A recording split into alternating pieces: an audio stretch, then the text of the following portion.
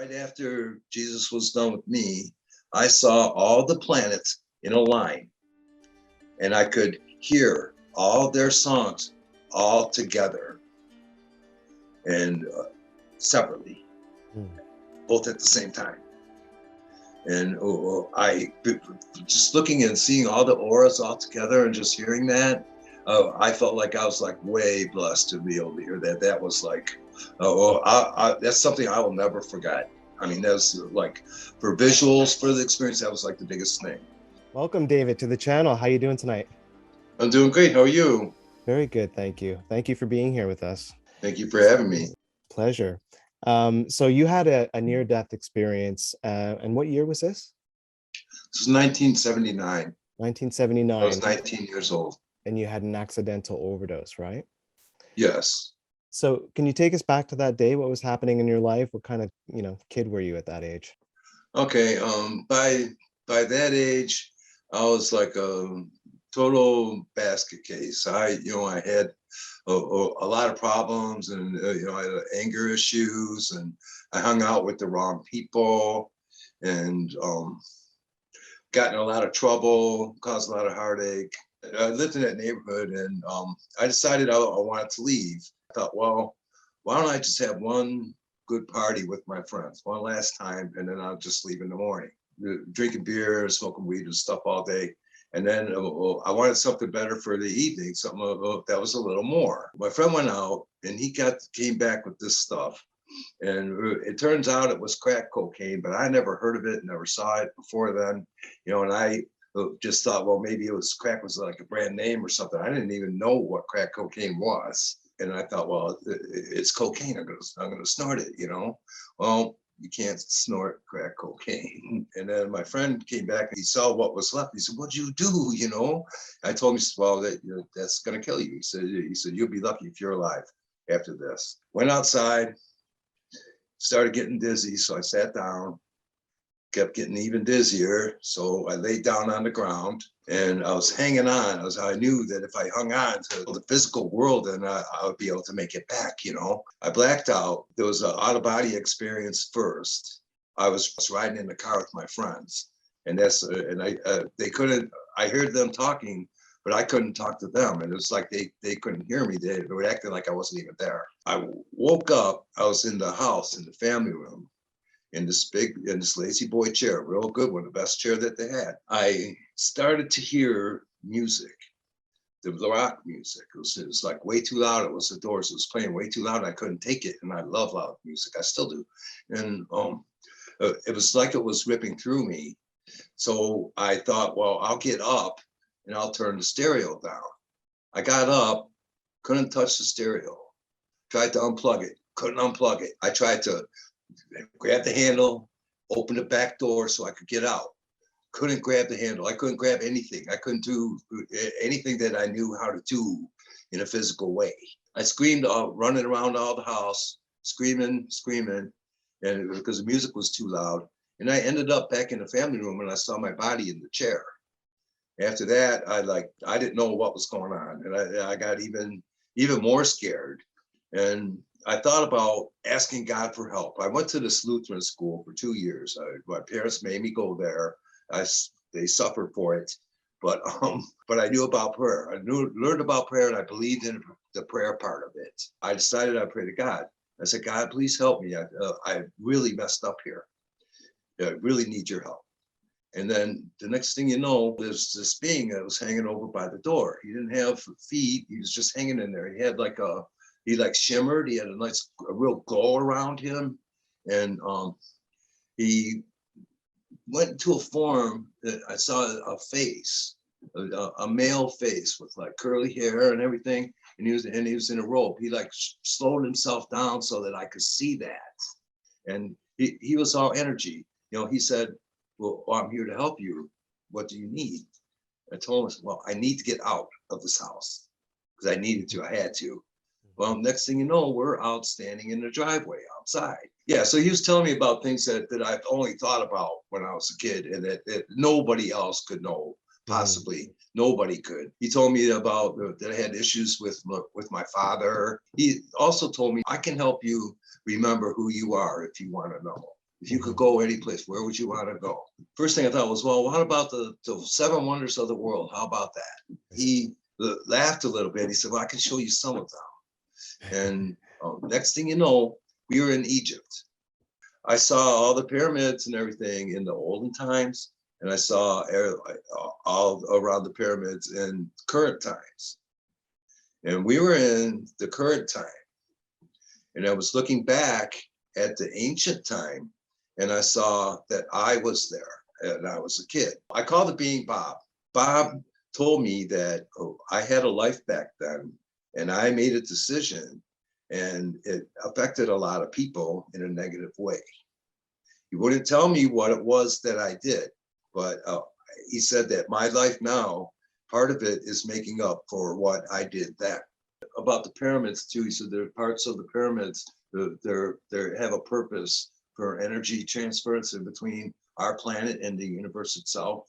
Energy there, you know, I could see everything. I could see people, I could see spirits, I could see, you know, there's just so much there that we can't see because our vibration is so low. My vibration was higher because I got rid of the body. After we left there, we went over the ocean.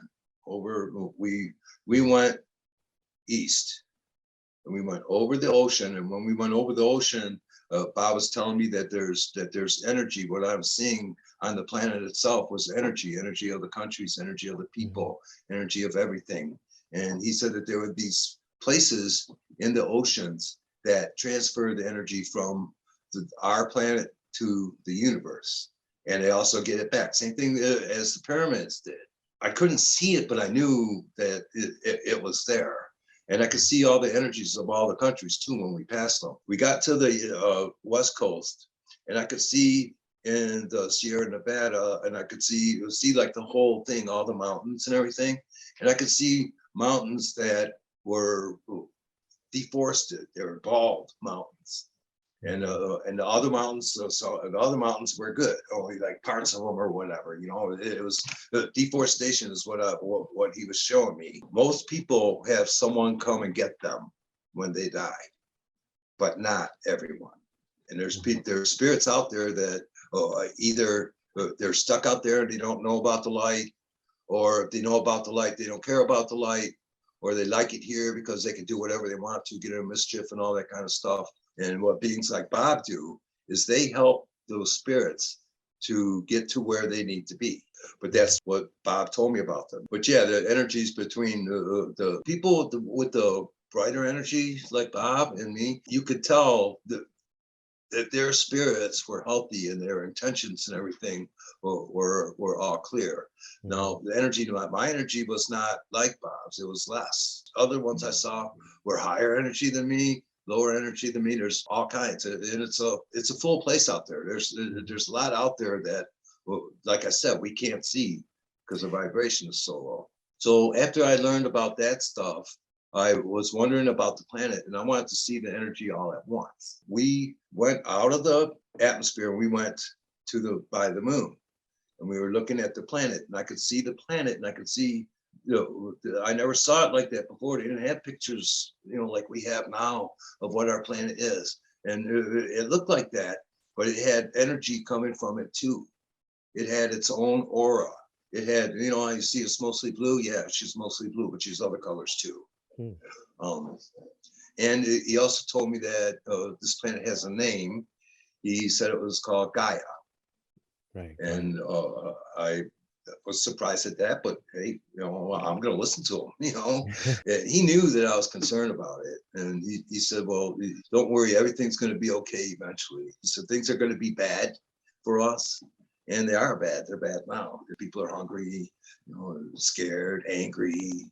I thought about where I wanted to go next, and I thought, well, how about the planet? How about a star? What about a star?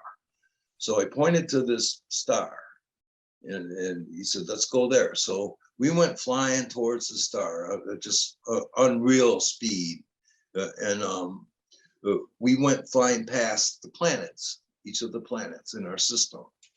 And each of those planets had auras. Each of those planets had spirits living on them.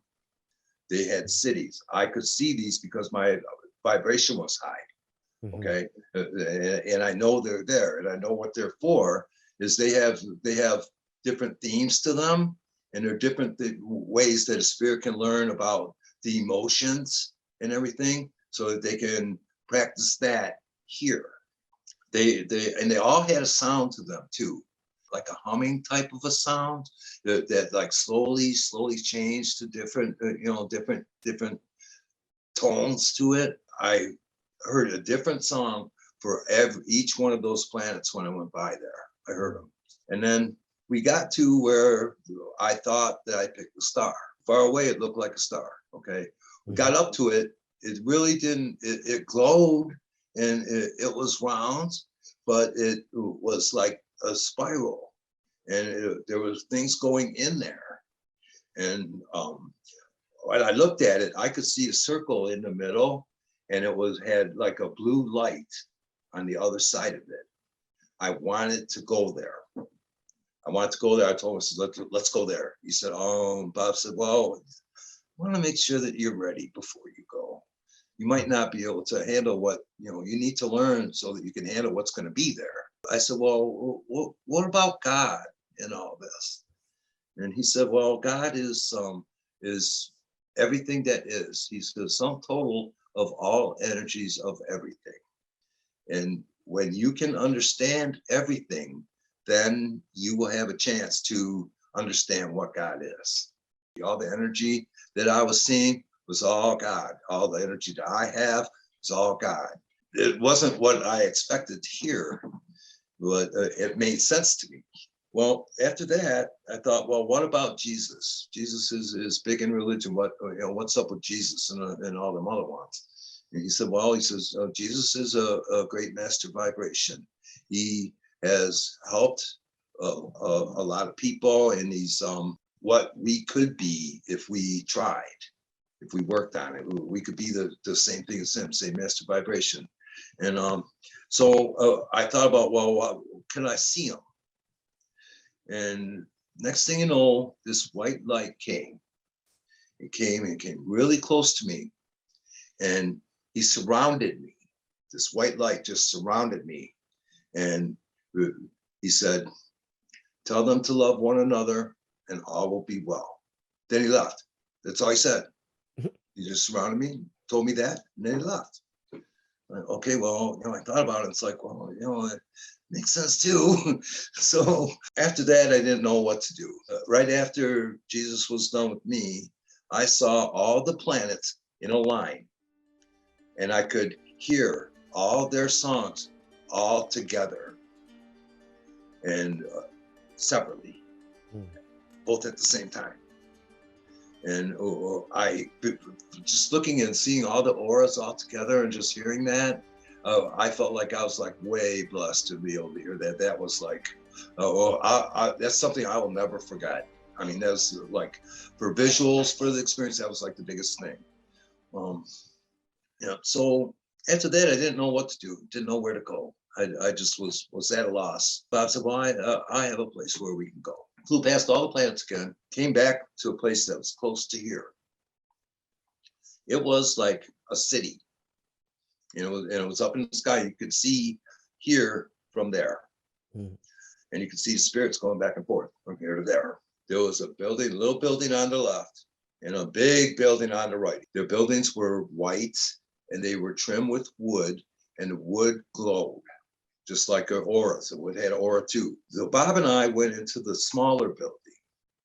We went upstairs, and I saw 4 different spirits, and they were concerned that I was there. We really didn't talk, but I got that they were concerned that I was there. So we left there. We went into the big building that was next door. Walked in the building. There was a bench to my left, and there was double doors with golden knobs to my right. Everything was wood. The bench was wood. I sat down on the bench. Bob said he had to go into the double doors that were across the way. Don't worry about going in there. He said, don't worry about it. Don't be afraid, and be honest. He went in there, and while he was in there, I started remembering things about the last time I was there. And Egypt was the thing. And I was sitting there, And thoughts just kept coming to me. I almost got to the point where I remember what it was that I did, but then Bob came out of the room and he told me I had to go in there. So I went in there. There was this group of beings there. There was about like half a dozen of them at least. And they were all sitting around in a circle in the room. And I was in like the center. It was kind of like a horseshoe. They all looked familiar to me. All of them. I knew I saw them before. I knew I was in that room before. And there was one of them who I was afraid of. I was definitely afraid of. It had something to do with the last time I was there. These beings started showing me parts of my life, all the parts that made me into the angry, messed up guy that I was. There were good things. There were good stuff. Like when I was growing up, there was all the innocent things I did as a kid with the good friends that I had. A lot of it was fun stuff, but then there was other things too. And there was my stepfather, Francis. I gave that man a really raw deal. And because when I was little, when I went to bed, I wanted my father because I knew I had a father and I knew he wasn't the one I had. A lot of things with my real father too. I mean, I wanted him. I waited for him. I prayed for him. I wanted him to come and get me, and he never came. Sadness ended up becoming anger, and over the years it just went. I lost my license for 2.5 years. No license when I had my experience. I got some serious trouble. And the thing about it was, when I saw something, when I heard someone else, I could feel their pain. I could understand why and what I did. Like there was this one thing I didn't know about before, learning from my experience, life review. My stepbrother, and my sister were stealing money from my pants pocket while I was sleeping over a long-term time. For like about a year. And I'm thinking, well, wake up in the morning, I'd be almost booking. It's like, where'd my money go? I didn't do anything last night. Someone was stealing your money. And they showed me this. It's like, oh, I didn't know. Like I said, there was good stuff too. After the review, the beings asked me, do you think that you were more positive or more negative in your life? That's all they asked me. Thought about telling them more positive because I knew what was on the line. But I thought about it and they knew I thought about it. They knew. They told me that I have a decision to make. I could stay or I could leave. But any way I go, I'm still going to have to complete the goals that I set out for my life. I found myself out of the building. I tried to argue my point, why, me, They ended up out of the building and into this garden. I was in the garden. I sat down on the stone bench this time, a white one, flowers everywhere. And I thought about it. It's like, well, I want to stay here. How can I stay here? And then Bob came. I was alone in the beginning when I was thinking about this stuff. I was thinking about well, if I stayed, then everything will be better, and I won't have to go through all the other stuff that I have to go through in my life. And so I asked him, I said, well, so what's it going to be when I get back? Well, how's it going to, when am I going to come back here? What's it going to be like? What am I going to see? And he said, your wife is here. You're going to have 4 children, which I believe were the spirits that I saw. He said that I would have problems with employment. I'd have health problems. I would be sick. I'd be sick when I get older. They said I would have a brown dog. And I had a brown dog. I did, and I ended up getting sick and all that. See, I have bipolar disorder, attention deficit disorder, alcoholism. I've been clean since 2012. When I came back here, I still had all the same problems that I left. I didn't get nothing for free. Anyway, I'm thinking about this leaving, and then Bob tells me this stuff about my future. And I thought, well, I'll go back for them. I want to stay, but I'll just go back for them because that's the right thing to do. And who am I to mess up their futures? So me and Bob go to this river, and he said, that is the way home. You dive in, and then you'll go home. He said, but the purpose of going through the water is to wash away anything that would hurt you if you knew when you go back to your life. I was going to go in, and he touched me on what would have been my lips. And he said, you will share. So I dove in. I get to the bottom. I come out, and I'm like in space, and I see this trail in front of me. It was a glitter trail. So I followed the glitter trail all the way back to near my body. So I was gliding across, going home. I got back to the house. It was in the driveway. I saw the sun rising, and I could hear it rising. It had like a to it, and I could feel it and everything. And I thought, wow, look at this. You know, everything's gonna be great. Wait till I tell someone. I gotta tell someone. Slid through the building to get into the house. I got in the house, saw my body there, like kind of sat down and I melted into it. And the first thing I did, well, after when I woke up was I, did a fingers, nose, toes. Is everything okay? Can I hear? Can I talk? Can I smell? Can I do everything? And all my friends were all passed out on the floor. And I wake up and I said, hey, you guys, guess what I just did? Those guys were all scared. Those guys put me in that chair, and then they were just going to whatever deal with me in the morning, whatever happens. I mean, they basically left me to die in that chair. Before the party, or before the incident rather, because you said you were driving around in a car, right? Was Yeah, that part of the experience, or were you actually driving around or being driven around in a car at the time?